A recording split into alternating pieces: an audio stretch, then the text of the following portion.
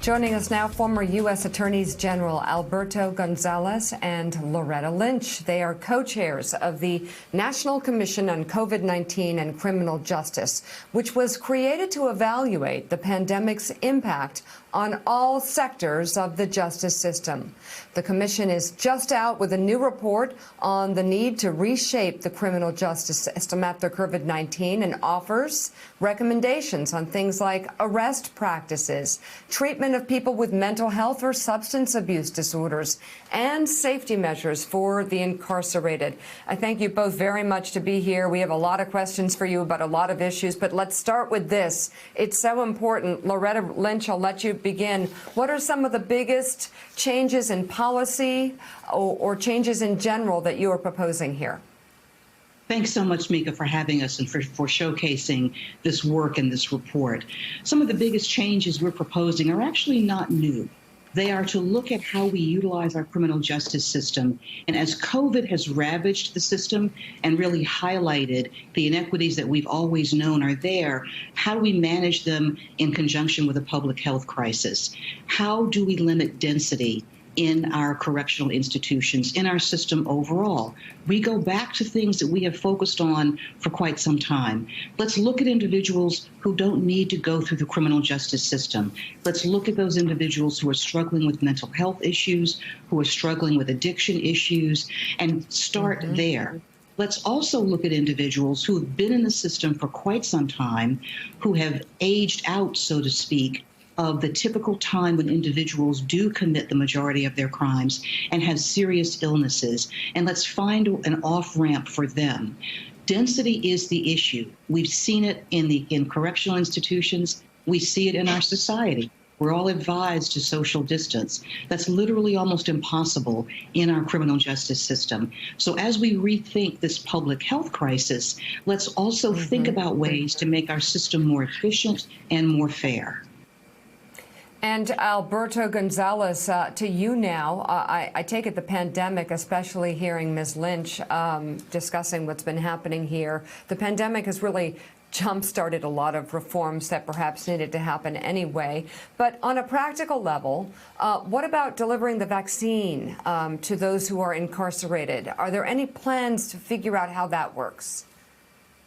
Well, we don't have specific plans, but we have a recommendation in the report about that this should be a priority, because these are individuals that cannot control their environment. They're in close quarters because of the physical facilities that they find themselves in. And so there are limitations in terms of what they can do to protect themselves. And obviously they have continuous contact with people who work within the criminal justice system, who go out into the community. They also have contact families and visitors. And so they are a source of spread. And it's for that reason that we do make a recommendation that there is a priority. You know, what we learned here is that we weren't prepared within our criminal justice system and in society at large to deal with this kind of threat. Part of the reason for that is because we didn't have adequate data. That is a source. Part of the reason for that is because we don't have adequate technology, quite frankly, across society. And, you know, there also was not guidance, best practices. People didn't know what to do in response to this threat. And so one of the things that we do recommend is more guidance at the federal level, and to have that guidance supported by federal funding as a carrot in order to encourage best practices. And so, I encourage people to look at the recommendations from the commission. As General Lynch said, many of these are not new. They make sense. It's common sense, but people fail to follow common sense sometimes, particularly in a time of crisis. And we would urge people to look at these recommendations, which, by the way, were formulated by 14 commissioners, experts in the courts, experts in corrections, experts in law enforcement, and experts in community-based organizations. Eddie Glaude Jr. has the next question. Eddie. Thank you so much. A.G. Lynch, I wanted to ask you this question about the density issue as you brought up.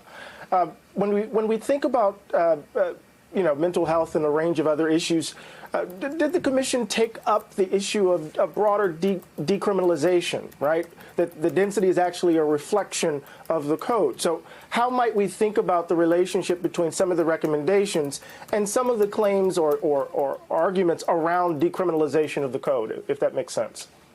Certainly. You're absolutely right, Professor. The density really is a result of policy choices that we've made over the years and how we protect our society, how we define who's a criminal and who's not, how we deal with people at the beginning of the system. Do we put everyone in the criminal justice system, or do we have diversion programs? Do we have treatment programs? Do we have ways to put people back on their feet that don't necessarily criminalize them? And then also when they come out, do we have ways to help them return to society? So we did look at these issues.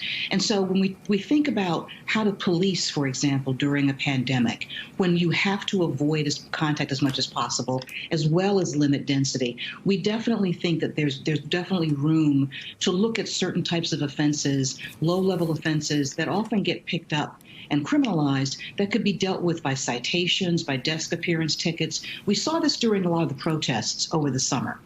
And it did not make a material difference in terms of public safety and in dealing with those individuals. They came back to court, their cases were resolved. So looking at ways in which we can limit the contact of law enforcement and citizens also means we can limit the number of people who get pushed into the criminal justice system. Thanks for checking out MSNBC on YouTube, and make sure you subscribe to stay up to date on the day's biggest stories. And you can click on any of the videos around us to watch more from Morning Joe and MSNBC. Thanks so much for watching.